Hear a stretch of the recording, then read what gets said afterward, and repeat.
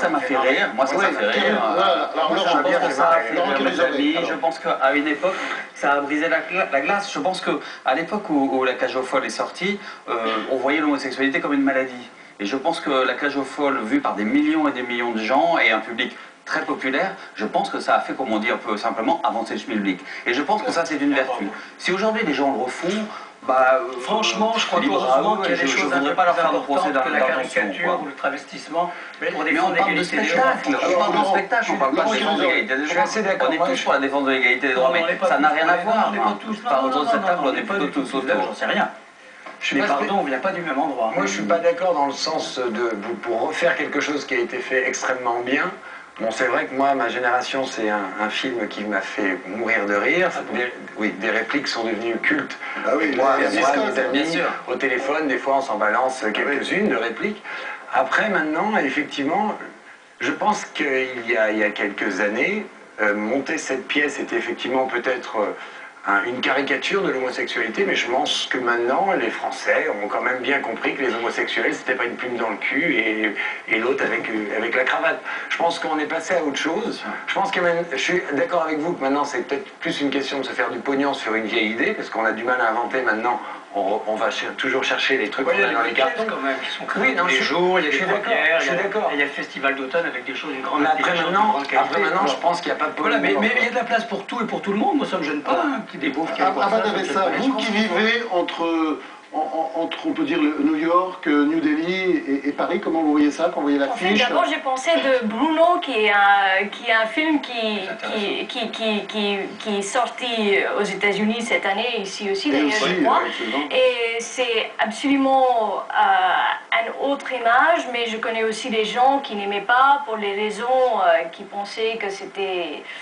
Ça n'a pas monté leur homosexualité dans la meilleure façon possible, donc il y avait des gens qui avaient des objections aussi. Mais c'est intéressant que cette pièce-là, il est refait maintenant, quand on a vraiment un 21e siècle, on a une alternative complètement différente. Donc nous, par exemple, j'ai juste pensé de ça. Vous êtes un peu seul, vous voyez, Christophe Girard. J'assume, quand les gays se déguisent pour la Gay Pride... Moi, je sais d'où je viens, ce que j'ai fait pendant 25 ans. Oui, mais quand les gays se déguisent pour la Gay Pride... Mais se déguisent pas, attendez, mélangez pas tous les sujets. Chacun a le droit de s'exprimer comme il le souhaite. Les gays ont une culture qui est une culture aussi de la fête, du plaisir. Oui, bien sûr. C'est pas une caricature. Mais ils nous font bien rire. Non, pas du tout. Je trouve que c'est bien qu'il y ait aussi des gens qui aient cette culture de la fête. Oui, mais c'est ça très bien.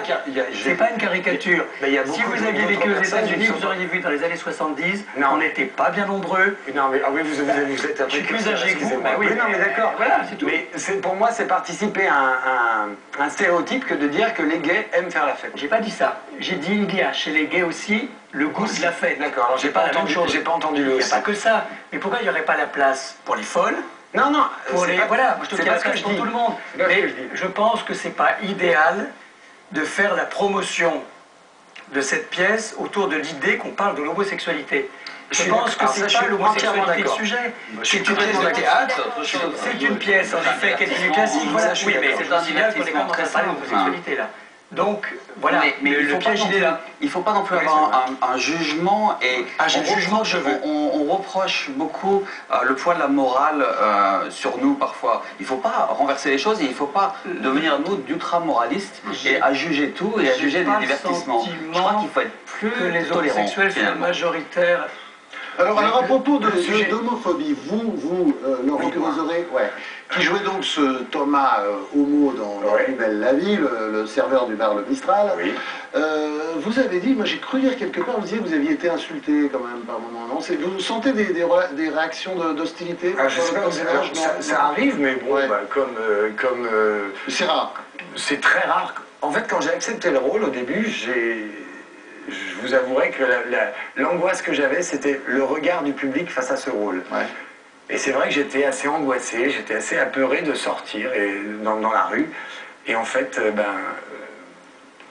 j'étais très surpris, c'est que j'ai eu beaucoup de gestes d'amour, beaucoup de gestes de compréhension. Et pour la petite anecdote, on va parler un peu de l'homosexualité et de la peur de la différence aussi. La petite anecdote des jeunes que je croisais dans mon quartier, quand ils étaient seuls, c'était Laurent, je t'adore, et quand ils étaient en groupe, c'était Oh putain. Et en fait, j'ai essayé de comprendre les choses. Et je crois que c'est une question surtout culturelle. Voilà, l'homo est très différent. On a peut-être peur d'en parler, peur de le voir tel qu'il est. C'est-à-dire que moi, je suis pas pour la ghettoisation de l'homosexualité. Je suis pas pour aller défiler dans les rues pour dire que je suis homo. Moi, je le suis. J'en ai absolument pas honte, mais je suis Laurent Kérusoré avant d'être une sexualité. Point à la ligne.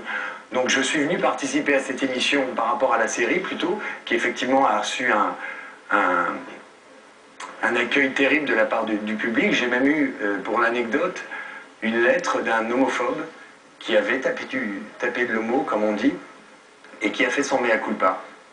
Ça a été très touchant, enfin, dans ma petite carrière, mais ça a été un geste très touchant. Bien sûr, bien sûr. Et ça a changé beaucoup de choses, et je me dis qu'au moins si j'en ai changé un, c'est déjà pas mal. Je voudrais revenir sur